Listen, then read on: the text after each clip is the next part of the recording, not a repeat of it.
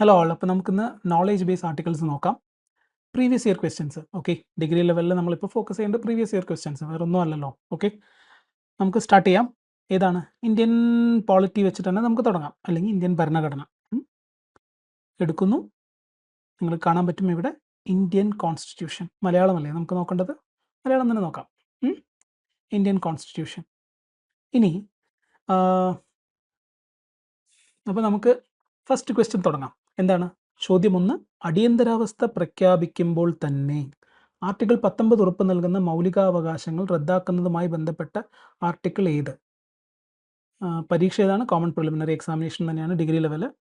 Article 352 ആണോ, 356 ആണോ, 358 ആണോ, 359 ആണോ? 352 എന്ന് പറയുമ്പോൾ നാഷണൽ എമർജൻസി ഡിക്ലെയർ ചെയ്യുമ്പോഴാണ് ആർട്ടിക്കിൾ 19 ഉൾപ്പെടെ മറ്റുള്ള ഫണ്ടമെൻ്റൽ റൈറ്റ്സ് സസ്പെൻഡ് ചെയ്യാൻ കഴിയുന്നത്, അല്ലേ? അപ്പോൾ ആർട്ടിക്കിൾ 19 സസ്പെൻഡ് ചെയ്യുന്ന ആർട്ടിക്കിൾ ഏതാണ് എന്നാണ് ചോദ്യം. ആർട്ടിക്കിൾ 358 ഇത് പറഞ്ഞിരിക്കുന്നത്. നമുക്കിതിൻ്റെ എക്സ്പ്ലനേഷൻ ഉൾപ്പെടെ നോക്കാം.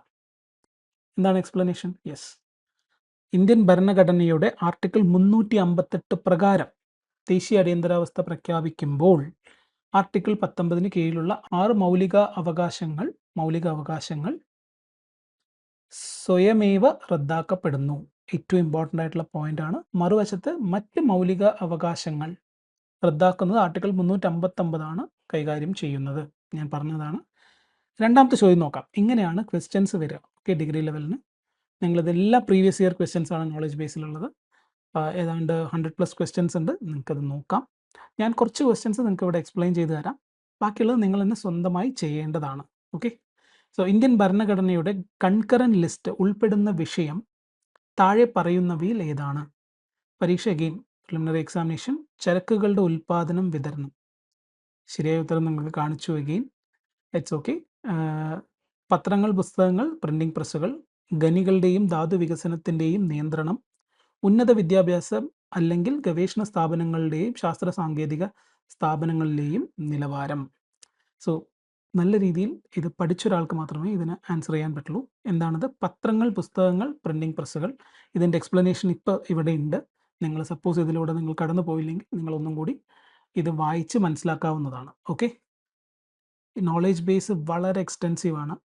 ഈ ഒരു ടോപ്പിക്ക് മാത്രമല്ല, എല്ലാ ടോപ്പിക്കിൻ്റെയും ഡീറ്റെയിൽ ആയിട്ടുള്ള പ്രീവിയസ് ഇയർ ക്വസ്റ്റ്യൻസും അതിൻ്റെ എക്സ്പ്ലനേഷൻസും ഉണ്ട്. നിങ്ങൾ എക്സാമിന് പോകുന്നതിന് മുമ്പ് മസ്റ്റായിട്ട് നിങ്ങളത് നോക്കിയിരിക്കണം. മറ്റൊന്ന്, ഇപ്പം ഞാനിവിടെ വന്ന് എക്സ്പ്ലെയിൻ ചെയ്യുമ്പോൾ അതിന് കുറച്ച് സമയം എടുക്കുന്നുണ്ട്, അല്ലേ? ഞാൻ വായിച്ച് ഓരോ ഓപ്ഷൻസും വായിച്ച് പിന്നെ നിങ്ങൾക്ക് എക്സ്പ്ലനേഷൻ ഇതിൽ പറയുന്ന സംഭവം തന്നെയാണ് ഞാൻ വീണ്ടും പറയുന്നത് നിങ്ങൾക്ക്. അതിലുപരി നിങ്ങളൊരു കാര്യം ചെയ്യണം, നിങ്ങൾ തന്നെ ഈ ആർട്ടിക്കിൾസ് എടുത്ത് വായിക്കണം. അതാണ് എൻ്റെ ആഗ്രഹം. അപ്പോഴാണ് പെട്ടെന്ന് തീരുക. ചിലപ്പോൾ 2 മണിക്കൂർ ഞാൻ എൻ്റെ ഈ സെഷൻ തന്നെ ചിലപ്പോൾ 1 മണിക്കൂറോ 2 മണിക്കൂറോ പോവുകയാണെങ്കിൽ ആ 2 മണിക്കൂർ നിങ്ങൾ കാണുന്നതിനേക്കാളും എഫക്റ്റീവാണ് നിങ്ങളത് എടുത്ത് പഠിക്കുക. മേ ബി നിങ്ങൾക്കൊരു 1 അവറിനുള്ളിൽ അല്ലെങ്കിൽ ഒരു 45 മിനിറ്റ്സിനുള്ളിൽ ചിലപ്പോൾ ഇതെല്ലാം കവർ ചെയ്യാൻ പറ്റുമായിരിക്കും. സോ അങ്ങനെ നിങ്ങൾ ഏറ്റവും ബെസ്റ്റായിട്ട് ഒപ്റ്റിമൈസ്ഡ് ആയിട്ട് പഠിക്കാൻ ശ്രമിക്കണം. പിന്നെ കാരണം PSC മിത്രൻ്റെ ലക്ഷ്യം തന്നെ നിങ്ങൾക്ക് പരമാവധി റിസോഴ്സസ് തരിക, നിങ്ങളുടെ ശരിയായ ദിശയിൽ നയിക്കുക എന്നതാണ്. We guide you on the right path. Okay, by providing the right sessions and materials. അല്ലാണ്ട് എൻ്റെ വ്യൂസ് കൂട്ടാനോ അല്ലെങ്കിൽ എൻ്റെ യൂട്യൂബിൽ ഇത്ര നമ്പർ ഓഫ് അവേഴ്സ് കണ്ടു തീർക്കാനോ എന്നുള്ള ഒന്നുമല്ല. ഓക്കെ, നിങ്ങളുടെ വിജയത്തിന് വേണ്ടിയിട്ട് ഞങ്ങളൊരു പാതയൊരുക്കുന്നു. ഓക്കെ, നിങ്ങളതിൽ കയറി പോവുക, അത്രയേ ഉള്ളൂ. അപ്പോൾ അതിൻ്റെ ആദ്യഘട്ടമായിട്ടാണ് ഞങ്ങളിവിടെ പ്രീവിയസ് ഇയർ ക്വസ്റ്റ്യൻസ് കംപ്ലീറ്റ് ആയിട്ട് നൽകിയിരിക്കുന്നത്. സോ മാക്സിമം യൂട്ടിലൈസ് ചെയ്യുക, നല്ല രീതിയിൽ പഠിക്കുക. ഇനി അഖിലേന്ത്യാ സർവീസ്, ഓൾ ഇന്ത്യ സർവീസ് അംഗങ്ങളുടെ സേവന വ്യവസ്ഥകൾ നിശ്ചയിക്കുന്നത് ആരാണ്? ഇന്ത്യൻ രാഷ്ട്രപതിയാണോ, ഇന്ത്യൻ ഭരണഘടനയാണോ, ഇന്ത്യൻ പാർലമെൻ്റ് ആണോ, യൂണിയൻ പബ്ലിക് സർവീസ് കമ്മീഷനാണോ? നമ്മൾ ഫസ്റ്റ് നമ്മളുടെ പെട്ടെന്നൊരു സ്ട്രൈക്ക് പോകുന്നത് UPSC എന്നായിരിക്കും. പക്ഷേ UPSC അല്ല, അത് നിശ്ചയിക്കുന്നത് ഇന്ത്യൻ പാർലമെൻ്റ് ആണ്. കാരണം എന്താണ്? സേവന വ്യവസ്ഥകൾ. ഓക്കെ, എക്സ്പ്ലനേഷൻ നോക്കാം. ഇന്ത്യൻ ഭരണഘടനയുടെ ആർട്ടിക്കിൾ 312 പ്രകാരം ഓൾ ഇന്ത്യ സർവീസസ് സൃഷ്ടിക്കാനും ഈ സർവീസുകളിലേക്ക് നിയമിക്കപ്പെടുന്ന വ്യക്തികളുടെ റിക്രൂട്ട്മെൻറ്റ്, സേവന വ്യവസ്ഥകൾ എന്ന് വ്യക്തമായി പറഞ്ഞിട്ടുണ്ട്. നിയന്ത്രിക്കാനും ഇന്ത്യൻ പാർലമെൻറ്റിന് അധികാരമുണ്ട്. അടുത്ത ചോദ്യത്തിലോട്ട് പോവാം. സിവിൽ സർവീസ് ഉദ്യോഗസ്ഥർക്ക് ഭരണഘടനാപരമായ സംരക്ഷണം ഉറപ്പാക്കുന്നത് ഏത് ആർട്ടിക്കിളാണ്? ആർട്ടിക്കിൾ 310, 311, 312, 315. 312 ആണോ? നമ്മളിപ്പോൾ ഓൾറെഡി അതിനെപ്പറ്റി ഡിസ്കസ് ചെയ്തു. 312 ആണോ? No, the answer is 311. Okay, ഉദ്യോഗസ്ഥർക്ക് ഭരണഘടനാപരമായ സംരക്ഷണം ഉറപ്പാക്കുന്നത് 311. ഇനി ഇന്ത്യൻ ഭരണഘടന ഭേദഗതി ചെയ്യുന്നതുമായി ബന്ധപ്പെട്ട് താഴെ പറയുന്ന വാദങ്ങൾ ശരിയല്ലാത്തത് ഏത്? നിങ്ങളത് വായിക്കണം, വായിച്ച് നിങ്ങൾ കോംപ്രിഹെൻഡ് ചെയ്യണം. ഓക്കെ, ഞാനിവിടെ പറയുന്നതല്ല. ഭേദഗതി ചെയ്യുന്നതിനായി കോൺസ്റ്റിറ്റ്യൂഷണൽ കൺവെൻഷൻ അല്ലെങ്കിൽ കോൺസ്റ്റിറ്റ്യൂഷണൽ അസംബ്ലി പോലുള്ള ഒരു പ്രത്യേക ബോഡിക്ക് വ്യവസ്ഥയില്ല. അല്ല, കോൺസ്റ്റിറ്റ്യൂഷൻ ഭേദഗതി ചെയ്യാനായിട്ട് തീർച്ചയായിട്ടും പാർലമെൻറ്റിലല്ലേ ചെയ്യാൻ പറ്റുള്ളൂ, അല്ലേ? സംസ്ഥാനങ്ങളിൽ ലെജിസ്ലേറ്റീവ് കൗൺസിലുകൾ സൃഷ്ടിക്കുന്നതും നിർത്തലാക്കുന്നതും ഒഴികെ ഭരണഘടനയിൽ ഒരു ഭേദഗതി ആരംഭിക്കാനുള്ള അധികാരം പാർലമെൻറ്റിനാണ്. എനിക്കൊരു ഡൗട്ടുണ്ട്, I'm not pretty sure. മൂന്നാമത്തെ, സംസ്ഥാന നിയമസഭകൾ സമർപ്പിച്ച ഒരു ഭേദഗതി അവ എത്ര സമയത്തിനുള്ളിൽ അംഗീകരിക്കണമെന്നോ നിരസിക്കണമെന്നോ ഭരണഘടന അനുശാസിക്കുന്നില്ല. അത് കറക്റ്റാണ്. നാലാമത്തെ, ഒരു ഭരണഘടനാ ഭേദഗതിയിൽ ബിൽ പാസാക്കുന്നതിൽ തർക്കമുണ്ടായാൽ പാർലമെൻറ്റിൻ്റെ ഇരുസഭകളുടെയും സംയുക്ത സമ്മേളനം വിളിച്ചു ചേർക്കാൻ വ്യവസ്ഥയുണ്ട്. ഇതെനിക്ക് ഉറപ്പായിട്ട് പറയാൻ പറ്റും, കാരണം കോൺസ്റ്റിറ്റ്യൂഷണൽ അമെൻമെൻറ്റിൽ ഒരിക്കലും ജോയിൻറ്റ് സിറ്റിംഗ് ഇല്ല. പിന്നെ മണി ബിൽ മാതിരിയുള്ള നിങ്ങളൊന്ന് ചെക്ക് ചെയ്തോളൂ, മണി ബില്ലിനും ജോയിൻറ്റ് സിറ്റിംഗ് ഇല്ല എന്നാണ് എൻ്റെ വിശ്വാസം. സോ നമുക്ക് എക്സ്പ്ലനേഷൻ നോക്കാം. യെസ്, ഒരു ഭരണഘടനാ ഭേദഗതി ബിൽ പാസാക്കുന്നതിൽ തർക്കമുണ്ടായാൽ പാർലമെൻറ്റിൻ്റെ ഇരുസഭകളുടെയും സംയുക്ത സമ്മേളനം വിളിച്ചു ചേർക്കാൻ വ്യവസ്ഥയുണ്ട്. വിശദീകരണം: ആർട്ടിക്കിൾ 368 പ്രകാരം ഒരു ഭരണഘടനാ ഭേദഗതി ബില്ലിനെ കുറിച്ചുള്ള തർക്കം പരിഹരിക്കുന്നതിന് പാർലമെൻറ്റിൻ്റെ ഇരുസഭകളുടെയും സംയുക്ത സമ്മേളനത്തിന് യാതൊരു വ്യവസ്ഥയും ഇല്ലാത്തതിനാൽ. യെസ്, കറക്റ്റാണ്. ഇനി അടുത്തത്, ഭരണഘടനയ്ക്ക് പിന്നിലെ അധികാര സ്രോതസ് ഇന്ത്യൻ ജനതയാണ്. ഭരണഘടനയുടെ ഡാഷ് വ്യക്തമാക്കുന്നു. ആർട്ടിക്കിൾ 1 പരമാധികാരമാണോ, ആമുഖമാണോ, ഭാഗം 3 ഉത്തരം ഈസ് പ്രിയാമ്പിൾ. എല്ലാവർക്കും അറിയാം. We the people of India solemnly resolve to constitute India into sovereign socialist secular democratic republic India and to secure all its citizen justice liberty equality fraternity, അല്ലേ? Then we do hereby adopt, enact and give it to ourselves the Constitution of India on November 26, 1946. ഇങ്ങനെയാണ് പ്രിയാമ്പിളിലുള്ളത്. So of course അധികാരം എന്നത് ജനങ്ങളുടെ കയ്യിലാണ്, അല്ലേ? ഇനി ഗുവാഹട്ടി ഹൈക്കോടതിയുടെ അധികാര പരിധിയിൽ വരുന്ന സംസ്ഥാനം അല്ലെങ്കിൽ സംസ്ഥാനങ്ങൾ താഴെ പറയുന്നവയിൽ ഏതാണ്? അസം, നാഗാലാൻഡ്, അരുണാചൽ പ്രദേശ്, മിസോറാം. അതെല്ലാം നോർത്ത് ഈസ്റ്റേൺ സ്റ്റേറ്റ്സ് ആണ്. നാഗാലാൻഡ്, അരുണാചൽ പ്രദേശ്, മിസോറാം ആൻഡ് അസാമാണ് അവരുടെ ഒരു അവിടെ ഒരു മെയിൻ ആയിട്ടുള്ള വലിയൊരു സംസ്ഥാനം പ്ലെയിൻ ലാൻഡിൽ. ബാക്കിയെല്ലാം ഹിൽ ഏരിയാസ് ആണ്. യെസ്, ഇതെല്ലാം വരും എന്നാണ് എൻ്റെ വാദം. മുകളിലുള്ളവയെല്ലാം യെസ് കറക്റ്റാണ്. അപ്പോൾ അത് തന്നെയാണ് ഉത്തരം. ഓക്കെ, ഇനി യെസ്, അപ്പോൾ നമുക്ക് ഇതോട് ചേർന്ന് നിൽക്കുന്ന മറ്റൊരു ചോദ്യമുണ്ട്. കേരള ഹൈക്കോടതിയുടെ താഴെ ഏതൊക്കെ വരും, വെസ്റ്റ് ബംഗാൾ ഹൈക്കോടതിയുടെ താഴെ ഏതൊക്കെ വരും എന്നുള്ളതൊക്കെ. ഓക്കെ, അത് നിങ്ങൾ ചെക്ക് ചെയ്യണം. താഴെ പറയുന്ന പ്രസ്താവനകൾ പരിഗണിച്ച് തെറ്റായ പ്രസ്താവനകൾ കണ്ടെത്തുക. ഇന്ത്യൻ പാർലമെൻറ്റിൻ്റെ ഉപരിസഭ, ദ അപ്പർ ചേംബർ, ഒരു സ്ഥിരം സഭയാണ്. അതായത് രാജ്യസഭ എന്ന് പറയുന്നത് സ്ഥിരം സഭയാണ്. യെസ് ആണ്, അല്ലേ? രാജ്യസഭ അതിനുവേണ്ടി സെപ്പറേറ്റ് ഇലക്ഷൻ ഇല്ല. ഒരാൾ അതിൽ തിരഞ്ഞെടുക്കപ്പെട്ട് കഴിഞ്ഞാൽ എവറി 6 years ആണ് അയാളുടെ കാലാവധി. അത് കഴിഞ്ഞാൽ വീണ്ടും എവറി 2 years ഇലക്ഷൻ നടന്നുകൊണ്ടേയിരിക്കും.